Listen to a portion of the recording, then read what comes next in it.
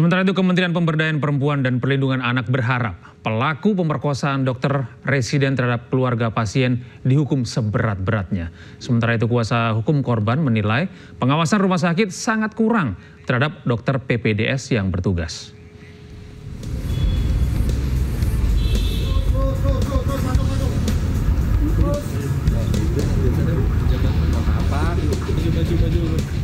Wakil Menteri Pemberdayaan Perempuan dan Perlindungan Anak Indonesia Veronica Tan mendatangi Rumah Sakit Hasan Sadikin Bandung untuk melihat secara langsung lokasi pemerkosaan oleh oknum dokter residen Unpad terhadap keluarga pasien Senin lalu. Saat kunjungannya, Veronica menyebut akan mengawal kasus ini hingga tuntas karena pelaku harus diberi hukuman maksimal agar menjadi efek jera. Sementara itu, Menteri Pemberdayaan Perempuan dan Perlindungan Anak Arifah Fauzi menyampaikan akan memberi pendampingan trauma psikologis kepada para korban.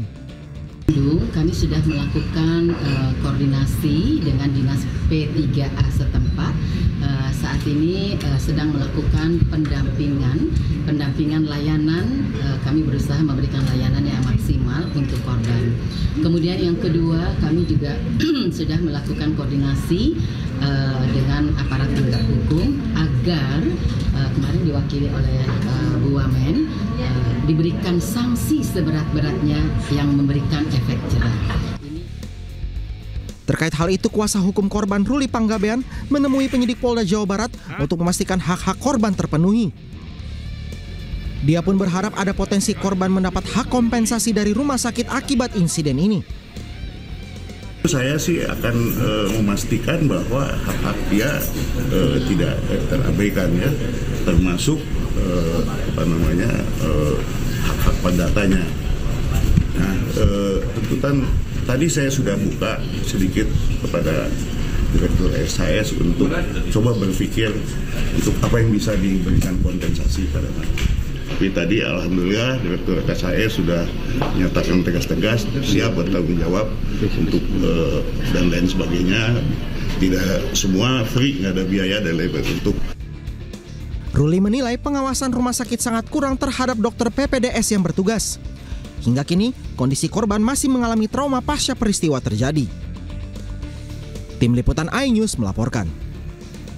Pemirsa, Kejaksaan Agung memeriksa 14 saksi dalam kasus dugaan korupsi bahan baku minyak goreng yang menjerat 4 hakim dan Ketua Pengadilan Negeri Jakarta Selatan. Terkait hal ini, Komisi 3 DPR RI perlu ada pembenahan terhadap hakim agar kepercayaan publik terhadap peradilan Indonesia tidak tergerus.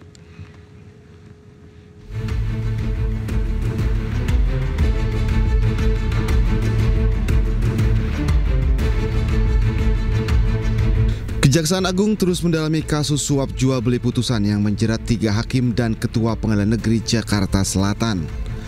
Kapus Penkum Kejaksaan Agung Harli Siregar menyebut telah memeriksa 14 saksi termasuk saksi dari para tersangka.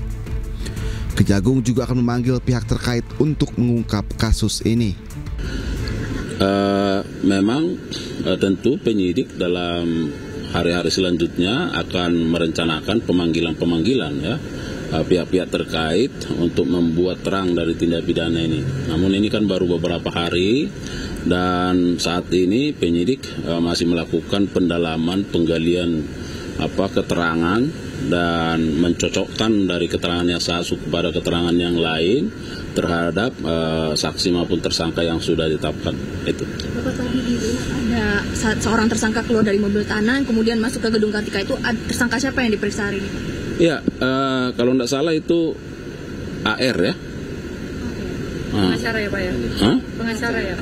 Iya, nah jadi memang sejak kemarin mereka secara bergantian diperiksa karena kan itu tadi keterangan yang satu dengan yang lain perlu ada pencocokan ya, dan pendalaman dari keterangan yang sudah dimiliki oleh penyidik. Sementara itu, Wakil Ketua Komisi 3 DPR RI Ahmad Sahroni mengatakan perlu ada pembenahan di lingkungan hakim. Sebab jangan sampai karena kasus korupsi sejumlah hakim, kepercayaan publik terhadap peradilan tergerus. Ini jadi masyarakat itu hilang trustnya terhadap kita.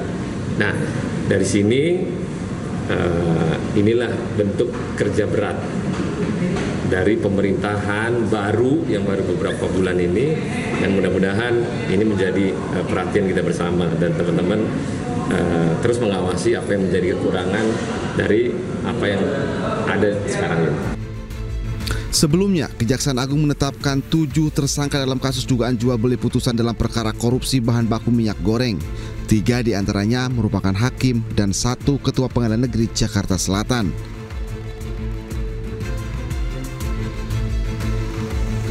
Kejagung mengungkap Ketua PN Jakarta Selatan memberikan uang suap kepada 3 hakim sebanyak 22,5 miliar rupiah. Uang tersebut diberikan 2 kali dengan nominal 4,5 miliar dan 18 miliar rupiah dengan pesan agar hakim memvonis lepas 3 terdakwa korupsi korporasi.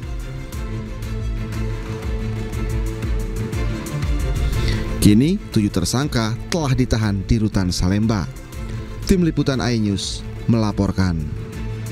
Menko Polhukam Budi Gunawan menyebut pemerintah tengah fokus mempersiapkan negosiasi tarif impor kebijakan Presiden Amerika Serikat Donald Trump. Tim negosiasi akan berangkat dalam waktu dekat. Ya, sekarang fokus termasuk negosiasi dengan Amerika ya, masalah ekonomi. Ada kan, kita ada klasifikasi yang terkait dengan tarif, non-tarif, dan investasi. Itu sudah dirumuskan.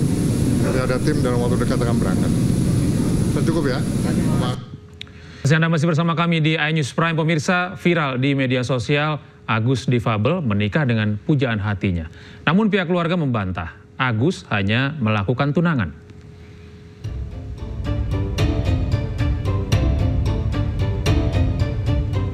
Kabar Iwas menikah mencuat setelah prosesi adat pernikahan Iwas dengan pujaan hatinya beredar di media sosial. Prosesi pernikahan tetap digelar meski tanpa kehadiran Iwas sebagai mempelai pria. Sebagai pengganti, mempelai pria diwakilkan dengan sebilah keris dan disaksikan oleh pedanda, tokoh agama, serta keluarga kedua belah pihak. Saat dikonfirmasi, pihak keluarga menjelaskan jika acara tersebut hanya mepamit atau pertunangan secara sederhana, sementara acara selanjutnya menunggu Iwas bebas. Sebagaimana diketahui, saat ini Iwas masih menjalani rangkaian persidangan di Pengadilan Negeri Mataram. Ia didakwa melanggar tindak pidana kekerasan seksual sebagaimana diatur dalam Undang-Undang Nomor 12 Tahun 2022 dengan ancaman hukuman kurungan 12 tahun dan denda 300 juta rupiah. Kasus Iwas bermula saat ia dilaporkan oleh seorang mahasiswi berinisial MA ke Polda NTB. Usai ditetapkan sebagai tersangka, sejumlah pengakuan muncul dari korban lain.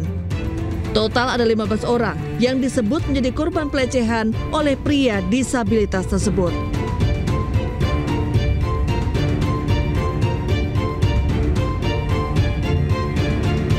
Balik informasi berikutnya, pemirsa, dalam kasus perkosaan yang dilakukan dokter PPDS di Rumah Sakit Hasan Sadikin Bandung, polisi menduga korban perkosaan lebih dari 3 orang. Pelaku pun kini telah tersangka dan terancam hukuman 17 tahun penjara.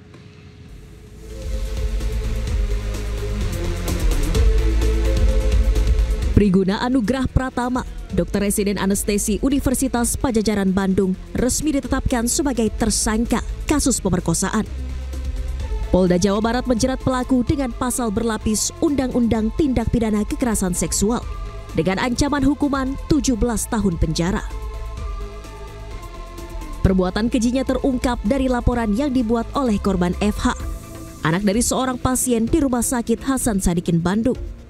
Priguna diduga melakukan tindak kekerasan seksual saat bertugas jaga di ruang IGD Rumah Sakit Hasan Sadikin dengan modus membius korbannya saat pengambilan sampel darah untuk donor.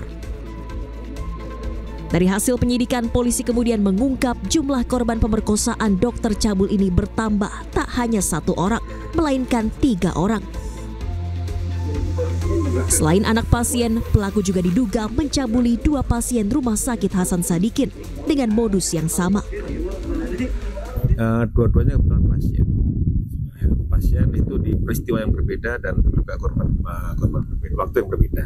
Itu beda waktu dan beda beda orangnya. Tapi pelaku sama itu. Untuk kronologinya masih akan dilakukan nanti kalau pendalaman terhadap para korban, nanti kalau sudah kita mendapatkan keterangan korban, nanti kita beritahukan ke rekan-rekan semua. Sejauh ini penyidik kepolisian telah melakukan pemeriksaan terhadap 13 saksi guna pengembangan kasus pemerkosaan ini.